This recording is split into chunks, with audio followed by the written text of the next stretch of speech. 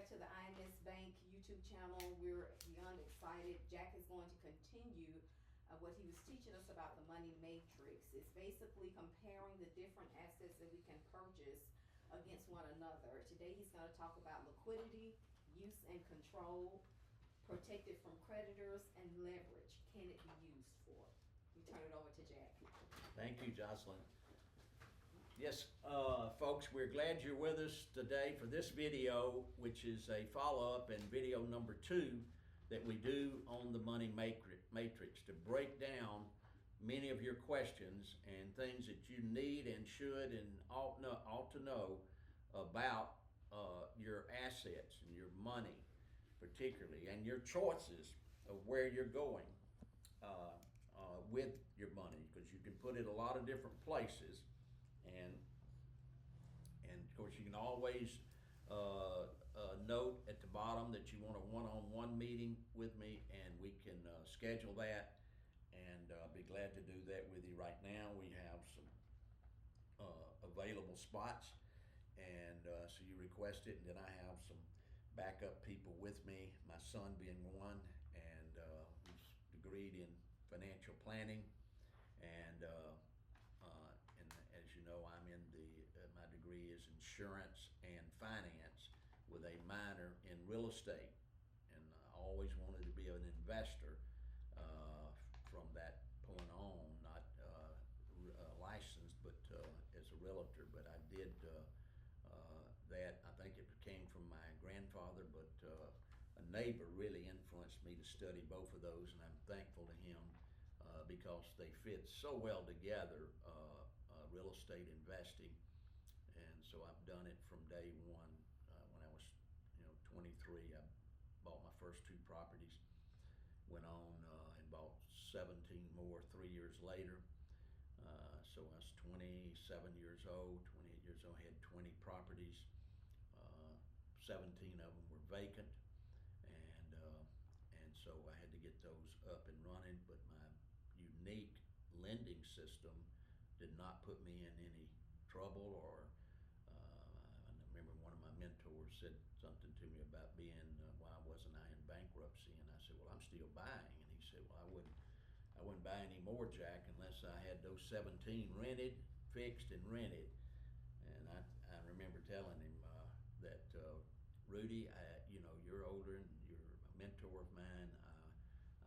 I will take your advice and do that. So I didn't do anything for 3 years, and except fix those properties. And when I got those ready and rented, then my cash flow from that 20 began to roar on, and took me right on to the accredited investor level, which is what we want on this channel for you to be an accredited investor. I want you to Google that term and read all you can about it. You'll find it puts you in an elite club and gives you access to things you will 9 out of 10 people do not have, or 9.5 even out of 10 do not have. So we want to lead you that. Bottom line, it is $1 million of net worth that you can show and prove, and to yourself and to your bank lenders if you ever use them. I never used bank lending, to be honest with you, except for a little bit of HELOC money that I've used to repair properties and stuff. I've never done a mortgage in my entire career. I've never initiated a mortgage. I say that today, I didn't do that intentionally. It's just the way things developed for me, and almost did 3 years ago. But now I am motivated to never do.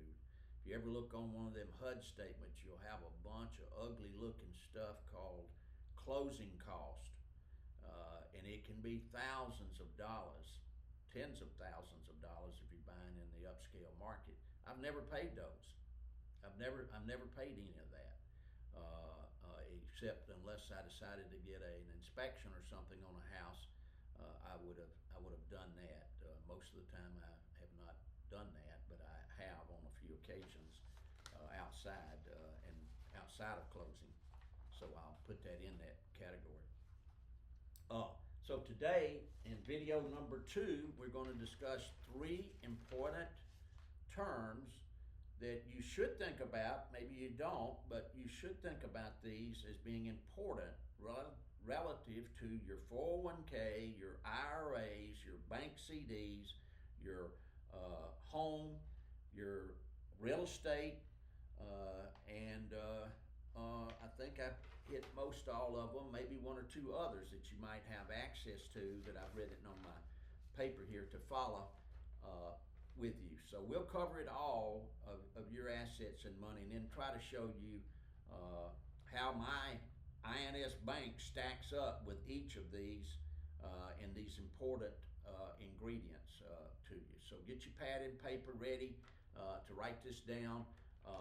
We will have it stored on our Substack site, and we will have the videos on there for you to come and have many more articles. We already have 90 articles, I think, or maybe more now, that are on there to help teach and preserve what I advocate and teach you under the haystack. So go join up and become a member of it, and you'll be glad you did. It's going to be my place to store all of my content for future reading and educating of my clients, my students that come to our classes in Birmingham. So let me get into it, or my son will be cutting me off. Let's see, we've got now the liquidity, use, and control. Can you get to this money if you need it for other investing or for any other reason? Does it have liquidity, use, and control? The 401k, I have to put in there, maybe for certain items you can get to it, such as buying a home. You could use some of that money and get access to it, and then of course pay it back to your a 401k account and IRA. I got those categories the same, IRA or 401k. You can do that. I've sold people houses that the down payment money came from the IRA or 401k. So that was a breakthrough. It allowed them to have home ownership and start building equity and appreciation in their home. So yes, maybe you've got some very limited, but there is some use and control of that 401k money. The second category is brokerage accounts. With it, you could, yes, you have the liquidity there. You have to be liquid and then come out with it. Maybe you got a checkbook and use it for that, like I do. So yes, in regards to the brokerage account. Is it protected in any way? No, it's not. In a brokerage account, it's probably at risk more than most of the others. Frankly, if you're dabbling in the stock market, even if you're successful, it's at very much risk, and it just depends on how good you are. And most anything you do in there has a negative tax impact if you do make money there. So it would be no as far as protected in the brokerage account. And leverage, does this money create the most amount of wealth for the least amount of money? Can you use it to get more? There is a one or two that I know of that's available to get some 60-70% of it and apply for a loan there. I have one of those and stuff. It may be some requirements and stuff, special requirements. I'll just mention it to you, but generally no, it is not leveraged and allows you to do something additional with that money unless you're doing margin or something at a great risk there. I've never done that that I know about and that I've done. So in the brokerage account, I do believe in brokerage accounts now. I believe that they are going to further and further impact the role of banks and the commercial banks on the street. I see a demise coming. It's already, as you know, we talked about it two or three videos back, how they're in trouble financially. I see a demise for that street bank because the brokerages are providing everything they do, pretty much getting nearer and nearer to doing all that the banks do.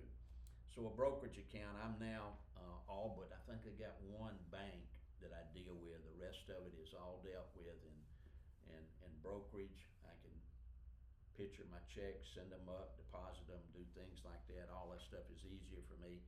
And so I don't, brokerage gives us no leverage, generally speaking, okay? Your home is liquidity, use, and control. Maybe you can have a HELOC there and get access to your equity in that account. So that's classified as maybe. Not many do it, probably out of the whole, but it is available to them. Protected, is the money protected from creditors? Maybe again, only maybe, because if you got it in a trust or something, you may have some protection there, especially irrevocable trust. But generally, the money is subject to creditors and subject to being lawsuits applied against it.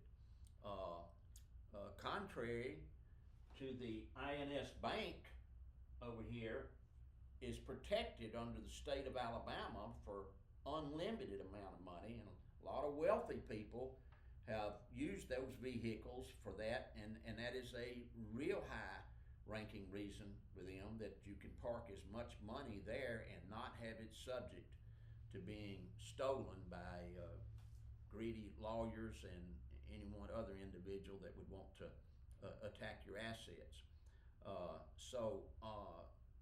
Let's see, finally, the leverage, can the home be leveraged? No.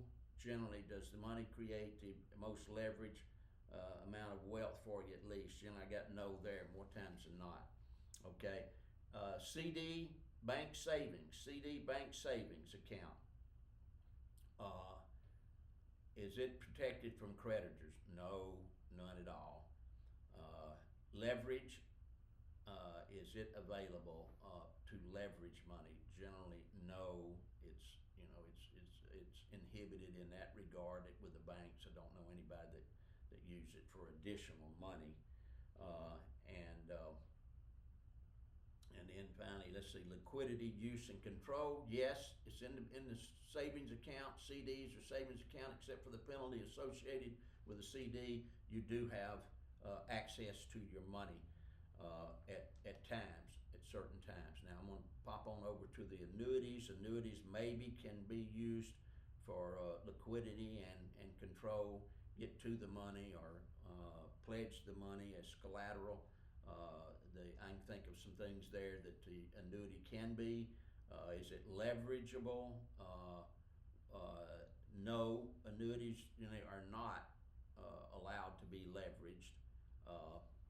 And protected, is the money protected? It's also, in the state of Alabama, has no limit. Your state may have some limits. There's only a few, and those are generally $500,000 limits on the state as far as protected from creditors and lawsuits. We have on my Meetup site, we have the actual legal code for the exemption in the state of Alabama. If you'd like to see it, you can go to my, and even join my Meetup, is meetup.com/AIA Club, which is our RIA club that we operate out of, and I have for many years. I'm the chairman of that club, and we have about 375 members in it, and we got an online club, and most all of those benefits you can get to in our Substack membership, and someday I will go through those completely with you, but discounts at Home Depot, discounts at Sherwin-Williams, and so that help you a great deal if you get into real estate investing, which I urge you to do so, encourage you to do.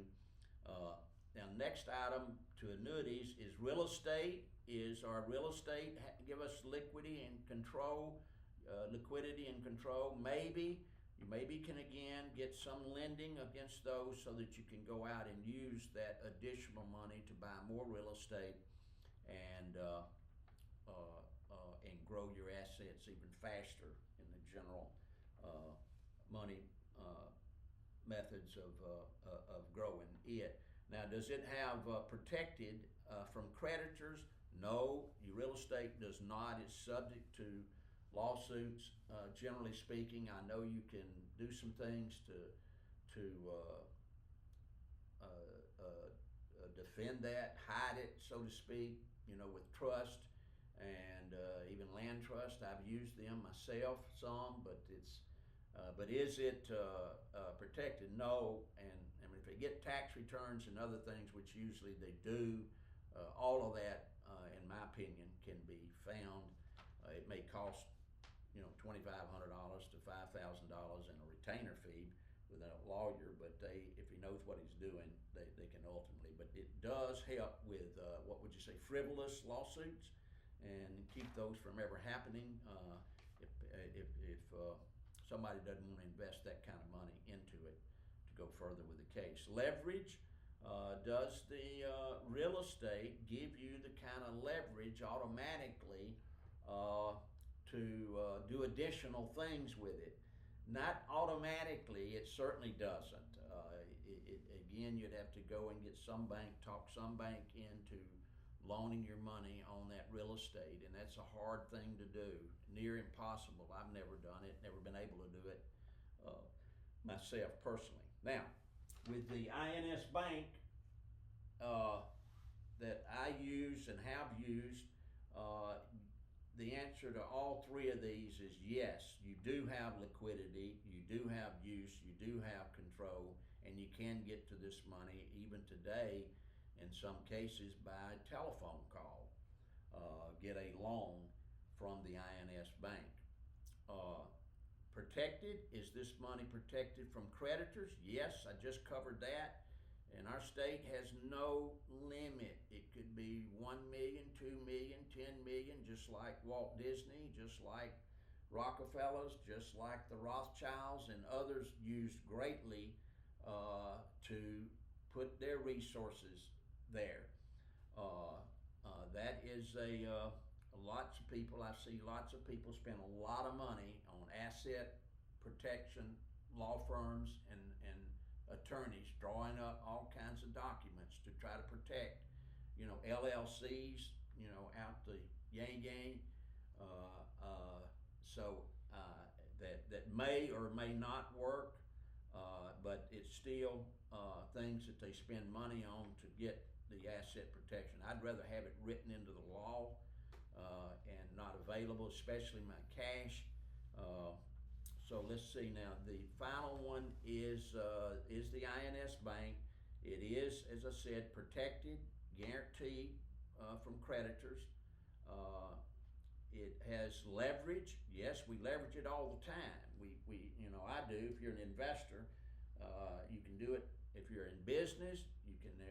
I worked with them businesses for 30 years of my career. That's where I'd done most of this planning and sharing. I'm a little bit ashamed to tell you that when in the real estate investing world, when you're doing something others are not doing and you're getting ahead of them, you tend to be a little selfish, and I continue to do it. I did try to explain it one time. I remember when I was 30 years old, and they just didn't get it at all, and I didn't do a very good job of it. So I stayed in my niche. I found that business owners could write bigger checks too than individuals, and so I continued to do the same kinds of planning with the business owner who was buying machinery and buying trucks and buying other things. They needed a lending source that was attractive rates, that was easy to get, and did not really slow things down trying to beg a bank into